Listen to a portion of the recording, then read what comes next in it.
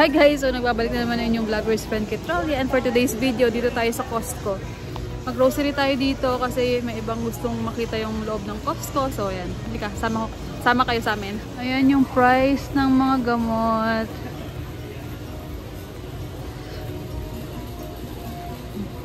Ayan ditong holiday decorative pillow. Ayan o. Tignan natin.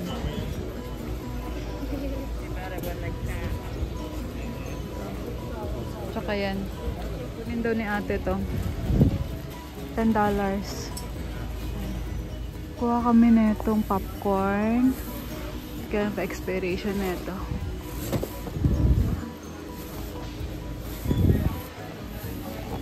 Basta. Ayan, $14.49. Kuha din ako netong Pocky, $9.89. 12 packs na. Ayan ito guys, so $9.97 ng Steve Madden. Kuha ako netong isa. Size 7. Ay, walang laman. Ito. Size 7. Try ko to. Pang simba-simba. Kasya siguro sa akin to.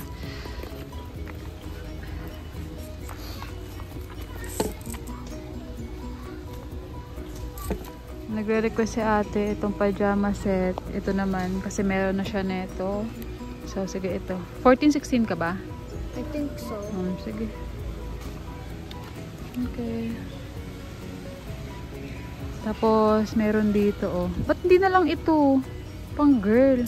Ito oh. Palitan mo yun. Pang girl. Kuha ako netong South Point Home $60.99. Ito. $60.99 lang. Try ko yan. Okay, lakad-lakad tayo. Tingin-tingin tayo ng mabibili natin, guys.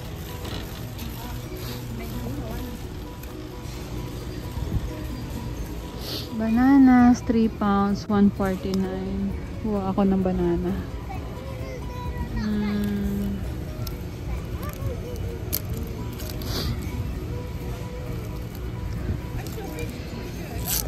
Eto. Andito yung produce nila. Tingnan natin kung ano meron sa loob. Yung mga berries. Strawberry. Laki kasi ng strawberry dito eh. Pero ang ganda oh. $5.29 lang. Kuha ako neto. Yung ano, pork chop. Kunin ko to. Ito, $21.32. Marami-rami na. Pork chop. Kuha ako na itong ano, beef. Beef first too.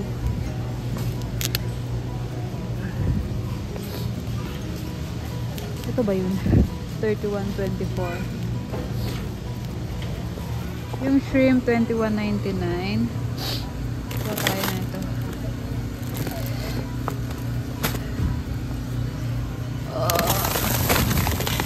Ito.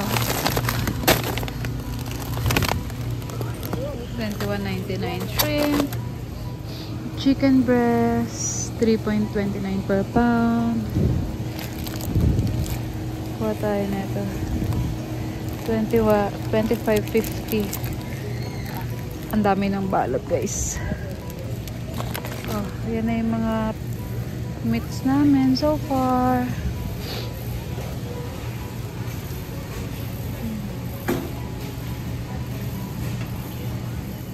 Kuha ako na itong sausage. Minsan may favorite si Lupi eh. Ayan, $9.98. Kuha akong gatas. $2.78. Ito yung cart ko so far, guys. Nakakuha rin pala ako ng egg. Dito. Ang lamig dito, para ka rin nasa loob ng freezer. Labas na tayo. Dahil sa effect ng Helen, yun na balitaan nyo ba yun yung bagyo dito sa North Carolina. Wala ng tubig guys, so dito lang usually ang tambakan ng mga water. Bilihan ng mga water dito. Ayan, wala na. As in zero water.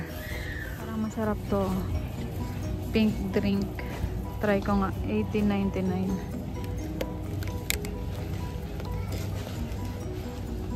Kuha rin ako na itong shrimp tempura. $17.99. Ayan. Breakfast ng mga bata.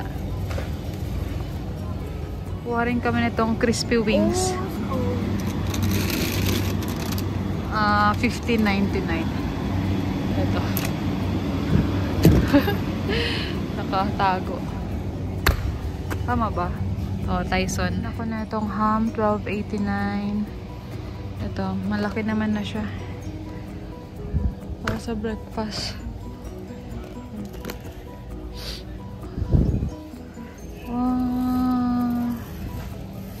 Ayan. Yung ibang ham dito. Ito, Kirkland sliced bacon, $17.99. Kuha ako na ito. Dami na oh, 3 pack na.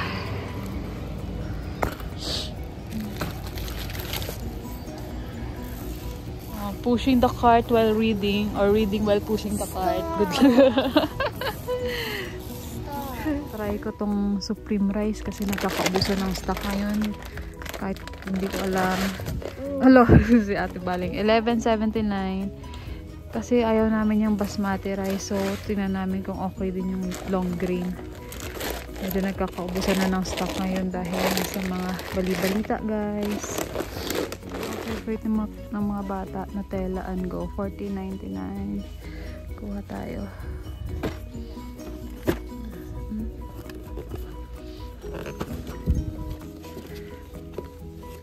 Parang yum-yum. Yung mga ginagrocery ko dati sa Philippines, yung yum-yum. Sa Pure Gold. Ganun lang yung lasa niya. Pinasosyal lang. May Fritos. You don't like Fritos, diba? Yan o, Doritos. Ay, may Fritos din. You're not eating Fritos eh. Yun na lang yung Pringles. Eh di si Lupi.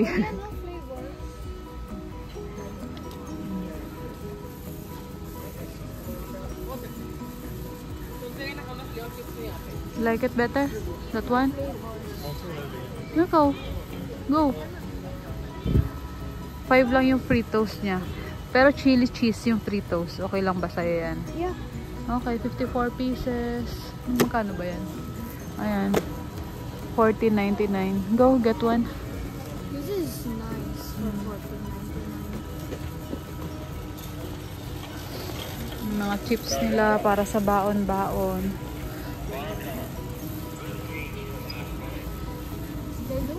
Kuha kami ng sabon. Tide with Downy, $15.99. Ate, go get one.